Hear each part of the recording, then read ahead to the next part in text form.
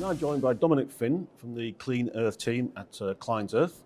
Now, as we know, Client Earth has been holding the government's toes to the fire quite heavily recently about air quality and emissions and things like that. In a perfect world, what would you like to see the government do? I mean, everyone's got a different role to play in cleaning up the air quality in our urban areas. Yeah. But specifically, what should the government be doing that they're not doing right now, from your point of view? Yeah. Well, I mean, the government's been legally required to deliver actions to tackle air quality for a long time now. Since about 2008, there's been legal requirements for nitrogen dioxide specifically, which have been breached across the country. It's a long time to act on it, but the problem is, and the reason why we've taken the government to court 3 times and won, is because they're failing to deliver measures to address that. There's lots of different ways you can address air quality, and obviously there's lots of different stakeholders, industry as well as government and individuals overall in addressing that. What the government needs to do is to develop a coherent, joined up approach across the country, not passing the buck to local authorities with no expertise, no funding, to just deliver these clean air zones or whatever measures, because then you end up with a bit of a patchwork of plans, which we've seen at the moment. So you need a coherent approach from government, strategic approach, funding for local authorities to deliver these plans, as well as that strong guidance. You need funding for businesses as well, particularly business, small and medium-sized enterprises who are going to really get hit by restrictions on polluting vehicles, but diesel vehicles, particularly in good faith, now been asked to switch. They need help and support, and you need that regulatory certainty to allow businesses to plan and individuals to plan, because at the moment people say, right, we know that there's changes coming. We know there's going to be more restrictions, but we don't know what, we don't know when, we don't know which vehicles are going to be legal. So, we keep the pressure on government to provide that clarity, to provide that funding. I mean, we're an environmental health organisation, so we're very interested in the health impacts. But it just so happens that, a swift transition to cleaner vehicles is in our interest, but also that clear roadmap is in business's interest as well. Yeah, there's no doubt about it. The industry would certainly welcome a national approach. The last thing they want is 33 different towns and cities coming up with different local air quality plans. But the government's argument is Birmingham's issues are very different from Southampton's, and only they can come up with the plan. Are you planning any more legal action? Do you think the government's approach now, by devolving responsibility down to these local areas, is right, or are you planning any further action to say it's not enough, you've got to do more? Well, it remains to be seen whether we're going to launch any more legal action, but what's clear is that it's not enough, and it's not lawful for the government to say, for DEFRA or Michael Gove to say the responsibility is entirely with local authorities, which is what he said. There's a Times campaign about clean air ongoing at the moment, and in that they called out the government on a number of areas which we just discussed. And Michael Gove, quite unusually, did a blog post, or the DEFRA did a blog post, talking about how the responsibility lies with local authorities again. So they're still pushing that line, and it's not only is it unfair, it's actually not lawful. Right. So the book stops with DEFRA, not with the local authorities. So they have to do more. And you're absolutely right that you can't have a cookie-cutter approach to each clean air zone across the country. You have to take into consideration local nuance and local conditions. But there are many things which can be decided at a national level. Implementation times, charging method, kind of vehicles which are allowed in, and also, there's a number of areas which can be consistent, and it's just not there at the moment. No, okay. I mean, as you say, different towns and cities have come up with different approaches. Some are having a charging area, some are just banning certain types of vehicles. Do you have in your own mind what would be, as you say, each area's got its own local problems, but this national template you're looking for, what would that look like from a Client Earth point of view? I'm thinking of diesel vehicles in particular. Do you think Euro 6 diesels should be allowed in towns and cities, or would, from your point of view, is it time to start phasing those out now? Well, I think there's a clean air framework, national framework. After our second legal action in 2016, the government did launch a framework, clean air zones, which is a starting point. There's not much detail in it, really. We need a bit more detail in there. Ultimately, the DEFRA's own modelling says that clean air zones are the most effective way to address breaches in air quality, breaches in air pollution. Nottingham's Nottingham's modelling has showed that they can reach legal limits without a clean air zone because they've been investing in clean buses and clean transport for a good amount of time.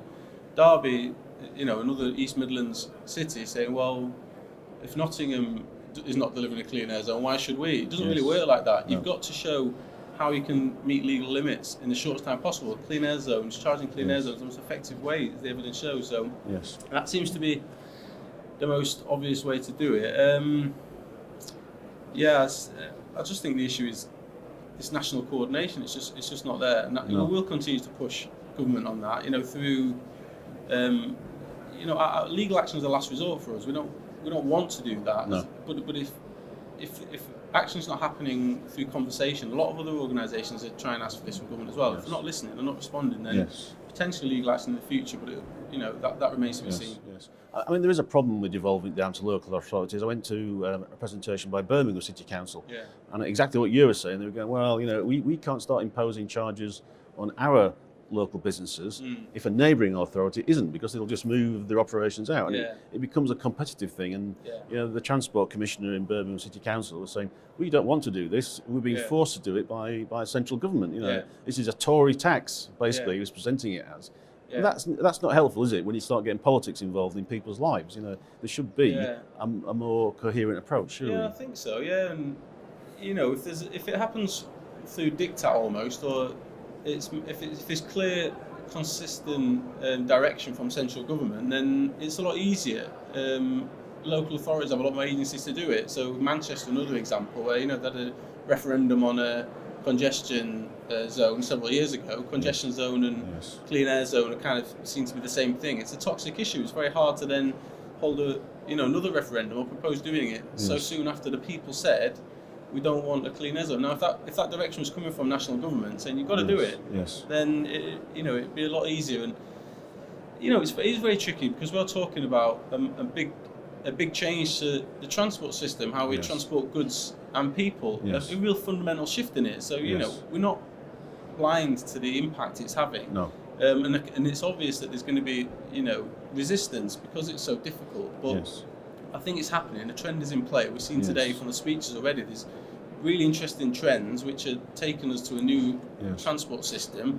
Let's get on board, do it, commit, and get business opportunity out of it. And I think that's, there's a big opportunity here, but it's not. There's a lot of dithering and not much sign that we're taking advantage of that at the moment. I think the problem is, if you talk to a lot of operators, who are in business delivering the goods in cities, they're not opposed to the idea of cleaning up the air quality. They know we have to do that. I think their main problem is the speed that they've been forced to do it, because the technology is coming slowly, but it's not quite there yet. You can't go out and buy an 18-ton electric truck tomorrow, even if you wanted to. So I just think the operators feel they're being forced into a corner where they've been told they've got to clean up their act, and yet the trucks are not there to do it yet. I think as one of the slides that we saw this morning from the office, the Government Office for Science, shows that no point in the short term is electric vehicle technology going to be suitable for heavy goods vehicles. It's a fact, and we have to be ambitious but not unrealistic. And so that is a tricky one to deal with. And there's also talk about last mile and micro consolidation centres, things like that, whether it's just a restructuring of the logistical chain rather than just saying electric vehicles for all. But there is another point. Not just within the heavy vehicle sector, but passenger cars and vans. There's a lack of supply there. If the Kia e-Niro, which was voted What Car of the Year, it's a great achievement for electric vehicles, to be What Car of the Year.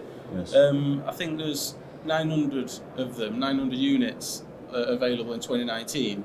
It's not really enough to satisfy much demand there, and there's something like 30, electric vehicles compared to 270 conventionally fueled vehicles. So there's a mismatch between demand and supply across the board. I agree that HGV one is a particularly tricky one to solve, but we can certainly do more.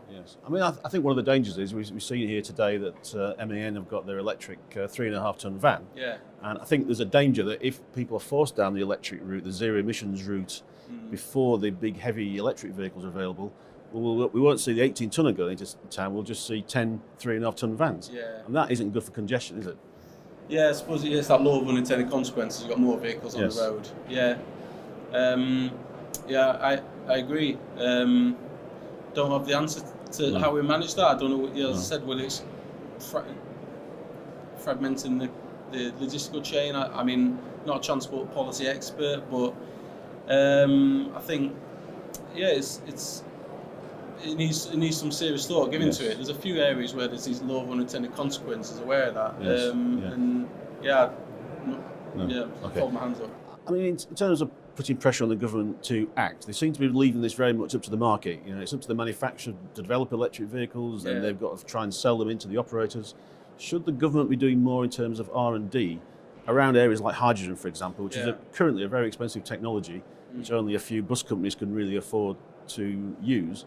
But could the government help by backing R&D to make this technology more affordable more quickly? I think that's definitely the case. If you look at the Prime Minister's commitment, the Zero Emission Summit, which I think was a little bit over a year ago, I think, talking about making the UK a leader in the manufacture of zero emission vehicles.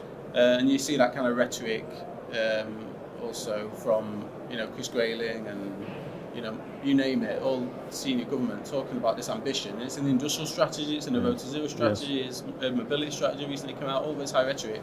There's just not a commitment to funding in there. There's bits, this Faraday Challenge, or I know the Advanced Propulsion Centre does some really good stuff, and OLEV do some good stuff, but it's in kind of a microcosm. It's not really mass investments. And you look at Germany, which is the auto industry's committed, I want to say 40 billion, I think about 40 billion to electric and autonomous vehicles. Look at China. These are our competitors. We've got a good manufacturing base, and there's a great opportunity here with hydrogen as well as electric. Hydrogen is obviously often overlooked. We've got a really good pedigree with that technology, good engineering base, so a good foundation. I think the key is more investment in it.